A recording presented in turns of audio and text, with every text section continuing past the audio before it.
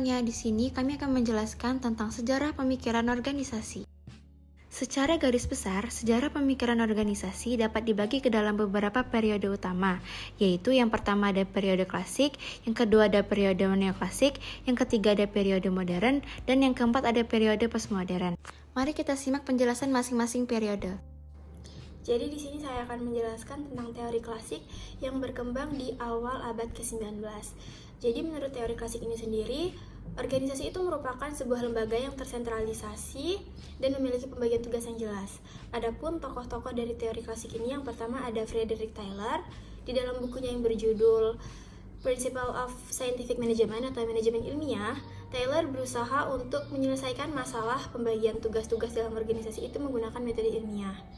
Nah, berikutnya tokoh yang kedua yaitu ada Henry Fayol yang mengembangkan prinsip-prinsip yang harus ada dalam seorang manajer serta fungsi-fungsi seorang manajer. Tokoh yang ketiga yaitu Max Weber yang menggunakan teori birokrasi, karena menurutnya birokrasi itu merupakan alat yang paling efisien untuk mencapai sebuah tujuan di dalam organisasi.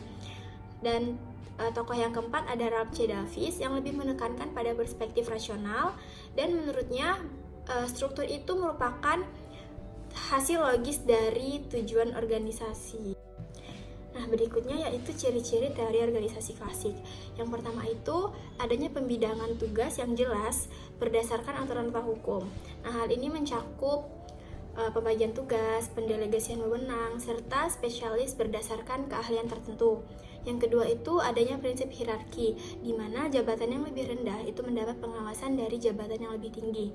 Yang ketiga itu bekerja berdasarkan dokumen tertulis atau arsip.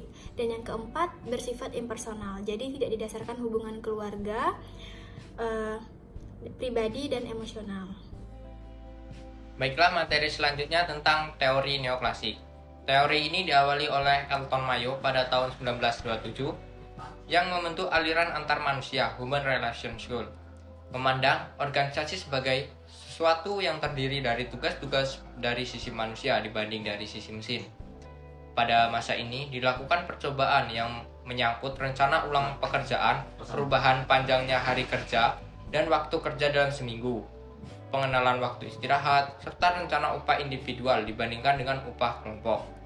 Disimpulkan bahwa norma sosial kelompok merupakan kunci penentu perilaku kerja seseorang. Kemudian tokoh-tokoh lain dalam perkembangan teori neoklasik ini adalah Hawthorne yang mempersatukan pandangan Taylor, Fallon, dan Weber. Juga ada Don Gase, M.G. Gregan, dan Wilbur Bennis. Di sini saya akan menjelaskan tentang teori modern.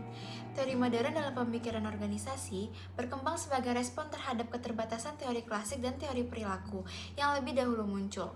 Teori ini mulai berkembang pesat pada pertengahan abad ke-20, seiring dengan perubahan sosial, teknologi, dan ekonomi yang semakin kompleks.